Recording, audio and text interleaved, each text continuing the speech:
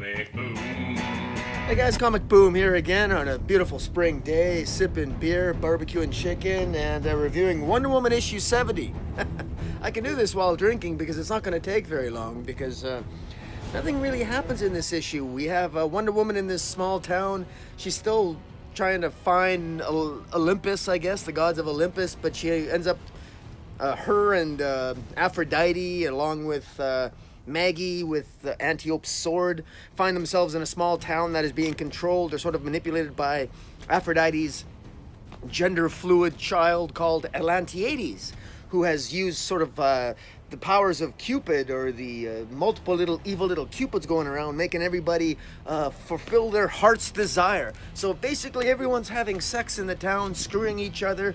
I mean, it's just going nuts. And yeah, and then again, not really. This is, I think J. Willow Wilson is trying to explore Wonder Woman's fear about losing Steve Trevor because she's immortal.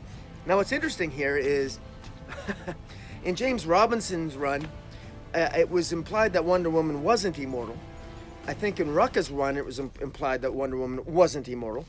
J. Willow Wilson now believes, or is writing as if Wonder Woman is immortal. So apparently to J. Willow Wilson, Wonder Woman is immortal and has been around for thousands of years, or 1,000 years.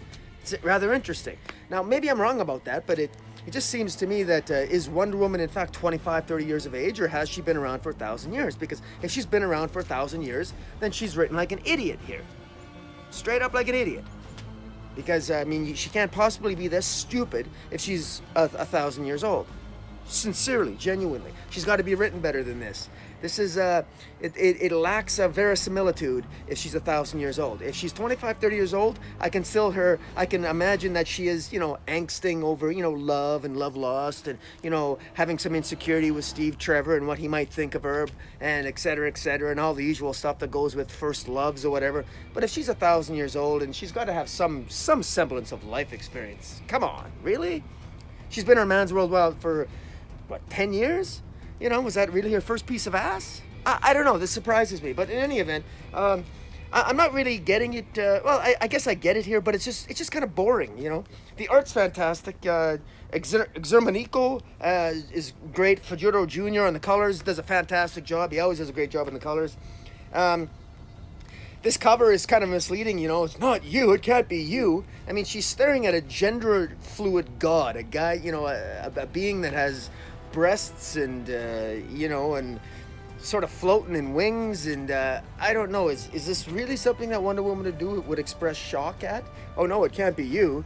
Like, what, are you afraid of a gender fluid angel? Like, come on. Like, I don't know, I'm kind of making fun of it because it's kind of funny. It's kind of fun. It's fun to read when you're drinking beer, I can tell you that much. Just let me check my check-in here. Oh, it's good stuff. But guys, I gotta tell you, I feel that this isn't really going anywhere. I think J. Willow Wilson has something to say, and I think really what it is that if you get your heart's desire, you're gonna end up being regretful, because everyone in this town, they get their heart's desire, and then it's like they all get really pissed off because they discover that they get their heart's desire and they're still miserable, and there's a town riot. So I guess the message is, if you get your heart's desire, you're going to turn into a bitch, and you're going to riot, and you're going to go crazy. And so obviously Atlantiades did the wrong thing by doing this, and that it's not a good idea to have these Olympic gods randomly scattered around the United States, because if they're going to do it like what Atlantiades did and use their powers and just presume that they can do whatever they want, there's going to be chaos. So I can kind of maybe guess what J. Willow Wilson's getting at. If the gods are genuinely scattered all over the United States, they got to do something about it. I don't really know where this is headed. I think this is kind of a waste of an issue. We have no resolution. I don't really think it's particularly exciting to see Wonder Woman break up a town that's rioting against each other. So she breaks up the riot next issue, and then they go on to the next town for the next god to find out what the next god is doing. I'm not really sure why. I mean, are they going to look for Hephaestus and that god, and maybe find that he's a blacksmith in a small town, and he's gonna, like, what? It just seems, this scavenger hunt sort of storyline that's going along here, I don't really think it has much of a direction. The idea that Olympus is lost, that they're looking for it, that they're trying to find it, that is an interesting premise. But this is an exceptionally boring way to go about it. I want some action here.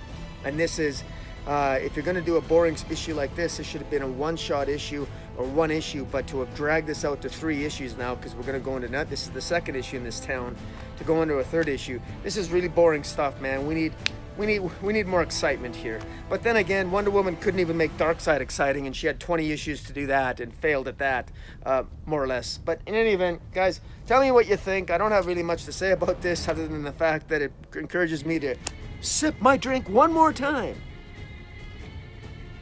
Ah, the sun is shining, huh? Where's Atlantiades to hit me with a Cupid's arrow? So I don't need my heart's desire. I'm living it right now. Anyways, guys, follow me on Twitter, Metropolis40. Tell me what you think of this issue. Hit the subscribe button. And until next time, Comic Boom out.